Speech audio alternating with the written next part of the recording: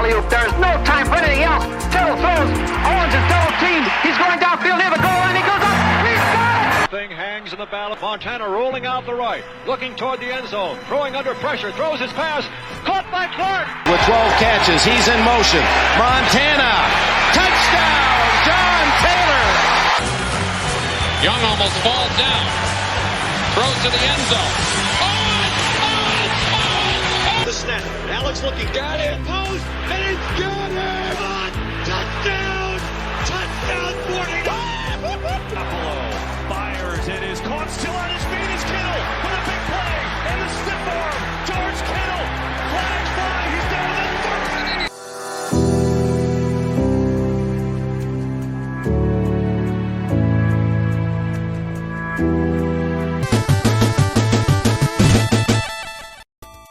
Welcome to a 49ers Cutback in Time.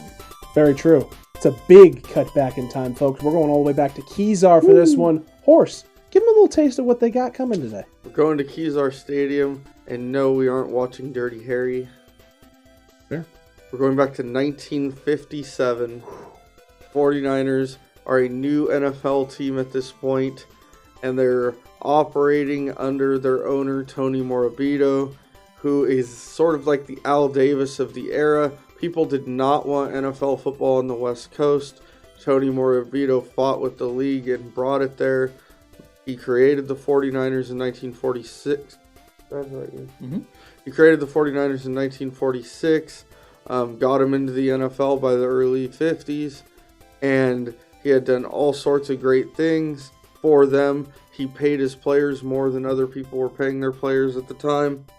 He paid his coaches. He gave them better living situations. So a lot of owners didn't like him. A lot of the owners didn't like him because they were having to match what he was doing. Keep up. Yeah, modern day you would think about Mark Cuban or even 49ers fans, Eddie DeBartolo, Jerry Jones.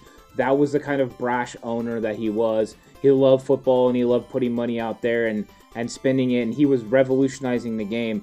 I don't think people actually understand the contributions he had, to the direction the game was going to be headed, and the fact that he put first-class things in front of his players and his coaches and really elevated his franchise.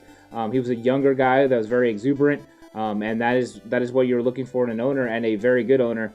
But I think he was ahead of his time in what he was doing, and a lot of 49er fans probably don't even realize how impactful he was on this franchise because it's all the way back in the 50s. Some people lived through it, but people like us, we have to research to actually find out how great of an owner this guy was. 100%. The things he did, think about it, he bought the team for $25,000.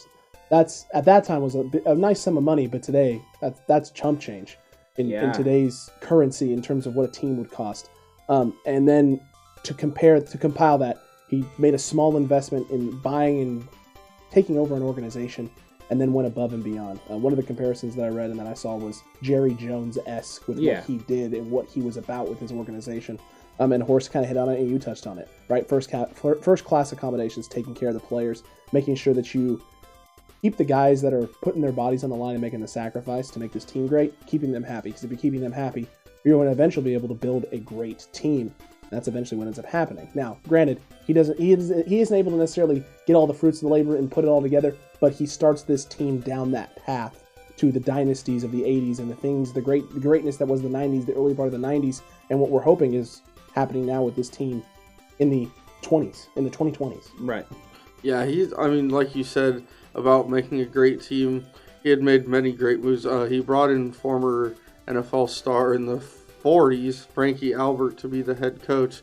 He was a great player who actually got injured in World War II, so he couldn't play football anymore, but he made him the head coach. He brought in guys like Y.A. Tittle. He brought in Joe the Jet Perry, Hugh McElhaney, Leo Nomalini, Bob St. Clair, R.C. Owens. All those guys are Hall of Fame players. Yes.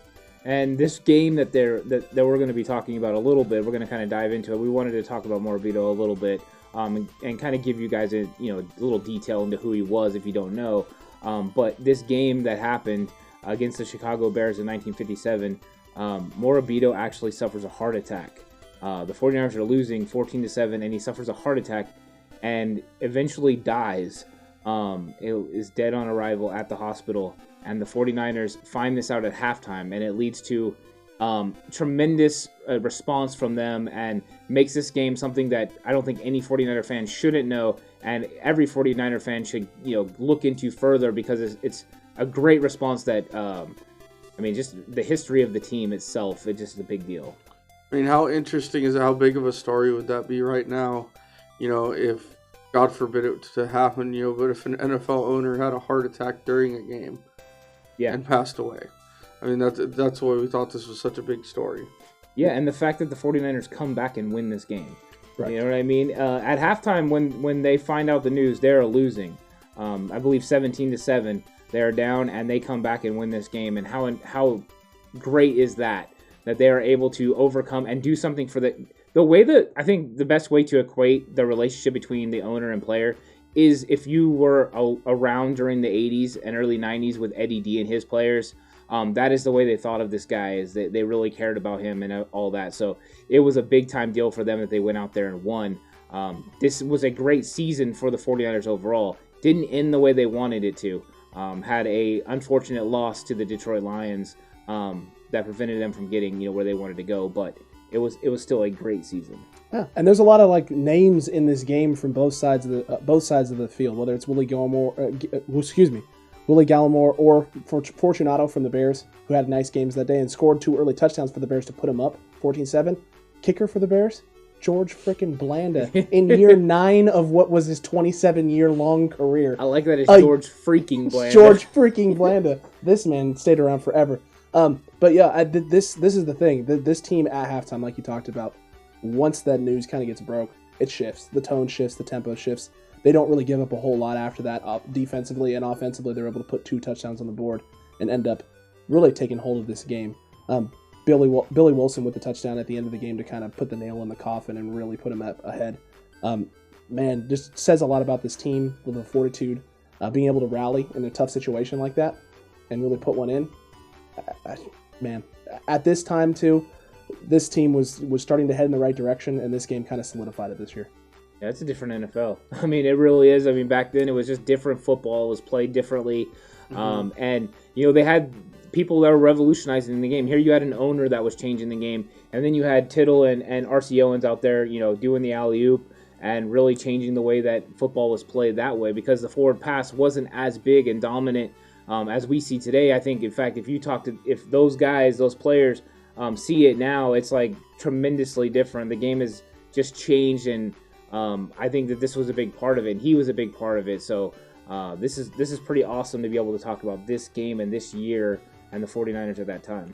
I've also heard the story where Bill Hirschman, who had the pick 6 in the second half, swears that he heard a voice telling him where the ball was going to go before the ball was snapped.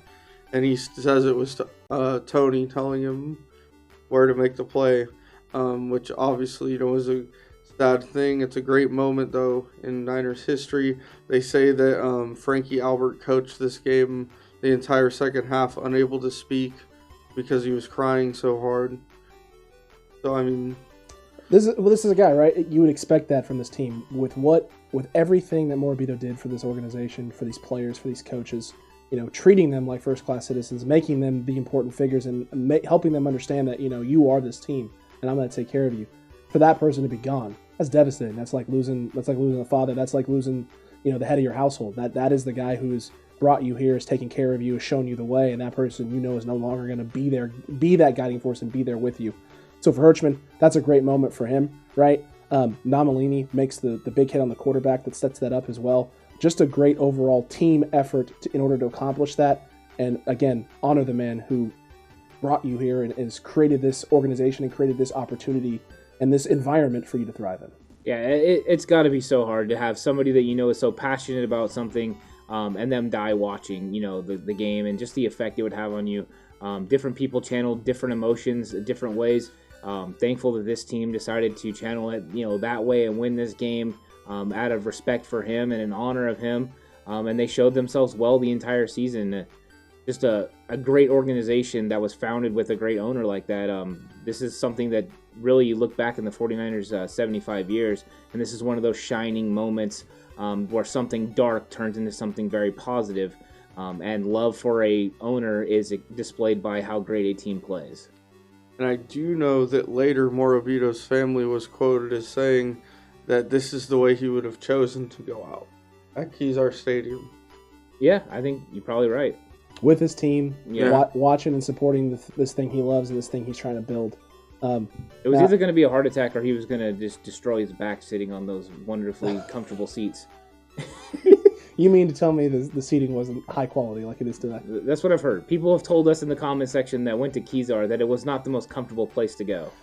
Well, it's a good thing we got Levi's now, folks. He would be he'd be very happy to see what this organization has turned into, the things it's accomplished, yeah. and where it is now, and the current state of this franchise at the moment. Because I mean, a lot of the things that he wanted and he tried to instill with this group are now being carried over even today.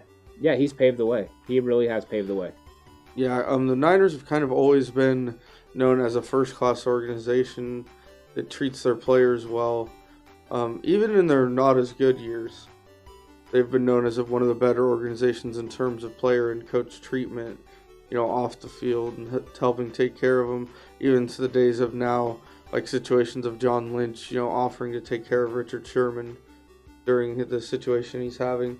So, and I think it started all the way back with this guy, with Morabito. Yep, it definitely paved the way for the franchise as far as instilling a certain type of belief in what ownership should be and how they should take care of their players, and that carried.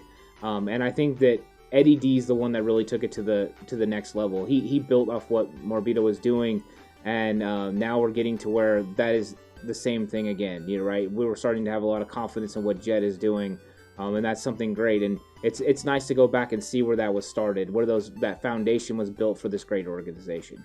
Yeah, 100% agree with you there. Oh my gosh, already, guys, it's happening again. It's a 2-minute warning. 2-minute warning.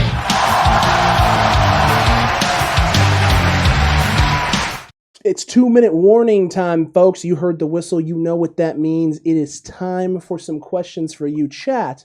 And today, to throw this thing off and get it started, Horst, you got something for him, my guy. What's up?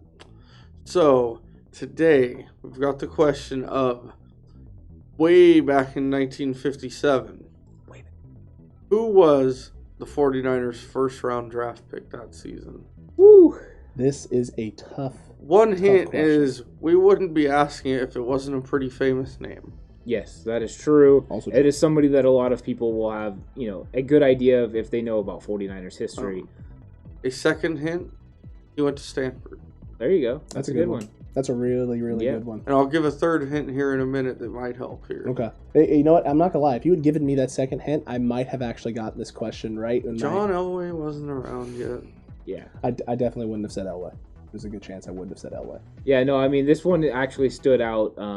So this isn't, I don't think this is too hard. Anyone that was in that time period will definitely know it. And anyone that, knows 49ers history could figure this one out because first-round picks, big time back then. And this guy ended up being a very good player for the 49ers for a long time, and doing a very good job of taking care of things and making sure that they won football games. Very important. By the way, third hint, made the senior PGA Tour as a professional golfer when his football career was over. Locked. I'm locked in now. He's locked in with his answer, chat. That was it right there. We hope you locked yours in. Also, Horst, let him know. What do we got here? Who was the first-round pick in 1957? Future legend and Hall of Famer John Brody. Look at that. Nice. Look at that. Yep, he is a legend, and he had a lot of connections, with RC Owens as well. So True. That's a pretty good one right there. I like that question, Horst. My grandpa didn't like him. Yeah, we do remember that story. Horst told us that Grandpa was not very excited about John Brody. If to the day he passed away, if you brought him up, there were swear words involved. So Hey, yeah. now. I don't know why. The second question of 2-minute warning is Tony Morabito bought the team for $25,000, as you said, Alex, earlier. It's true. What league did he buy into? Was it the NFL or was it another league? Was it the XFL? It wasn't the XFL. It wasn't the XFL. I don't think Vince McMahon was ready. Welcome to the XFL. I'll tell you something, Tony Morabito. Yeah. So what league did he buy into back then? It was a little bit different. The NFL wasn't established, especially like it is now, where it's the whole thing. There was actually more than one league. So I'm curious if anyone can get this. People around that time probably know. People that know 49ers history will probably know. True. It's true. This is another one. I had no clue what the actual league was because I'm not going to lie, my knowledge of football doesn't really extend past NFL football teams per se. So this was a good one, Ant. When you brought it up, I was like, oh my gosh, I forgot that was a thing. This was a time where there was competition. There was parity, I guess, in terms of football options and things of that nature. Eventually, obviously, the NFL takes a stranglehold and becomes the dominant brand of football throughout the United States of America. But no, this was a little bit of a tough one. I think some of our older folks are going to have a better shot at this. Some of our newer, younger fans, maybe not so much. Yeah, I know Horse knew this one. It's true. Yeah. But it is, just so everyone knows, here's the answer. It's the All-American Football Conference. So it's the All-American Football Conference that he bought into and the 49ers were established in. And eventually they would move to the NFL. And I guess you could say the rest is history.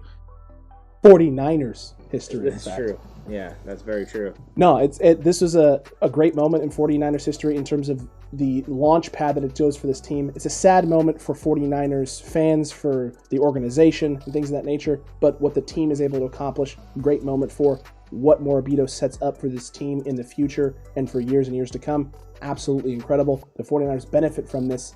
I mean, to this day. Yes. And will forever benefit from this. Let us know what you thought about this cutback in time down in the comment section below. We want to hear from you.